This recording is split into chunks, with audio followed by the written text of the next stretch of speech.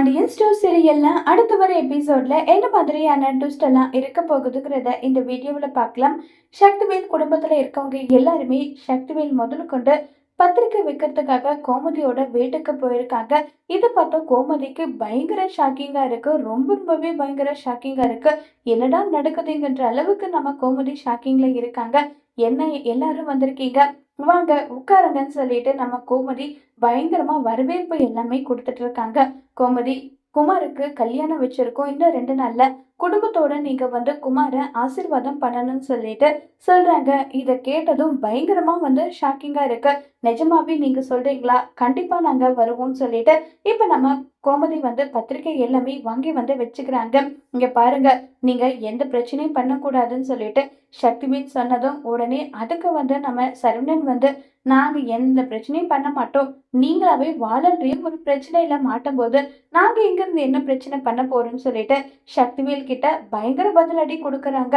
உடனே அண்ணி போலாமா, என்ன வேலைக்காக வந்தோமோ அந்த வேலை முடிஞ்சிருச்சு, இனி இங்க என்ன வேலை, வாங்க நம்ம போகலான்னு சொல்லிட்டு அங்கிருந்து கூட்டிட்டு போயிடுறாங்க.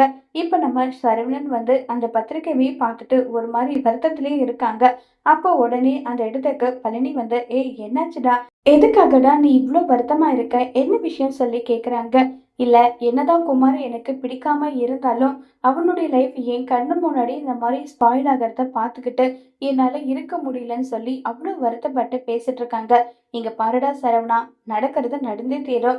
யாரு நினைச்சாலும் அதை மாத்த முடியாது. எதுக்காக தேவையில்லாம நீ மாத்தணும்னு சொல்லிட்டு முயற்சி பண்ணிட்டு இருக்க, விடு, அதெல்லாம் ஒன்றும் இல்லைன்னு சொல்லி பேசிக்கிட்டு இருக்காங்க. இருந்தாலுமே ரொம்ப வருத்தத்திலேயே தான் இருக்காங்க. சரவணன் சரவணன் கிட்ட எதுக்கு தேவையில்லாம இப்படி எல்லாம் நீ பண்ணிட்டு இருக்க, விடுன்னு சொல்லிட்டு எல்லாரும் அட்வைஸ் பண்ணாலுமே சரவணனுடைய மனசோ என்னவோ அந்த கல்யாணத்தை எப்படியாவது தடுத்து நிறுத்தி ஆகணுன்ற ஒரு மைண்ட் செட்ல தான் இருக்கு.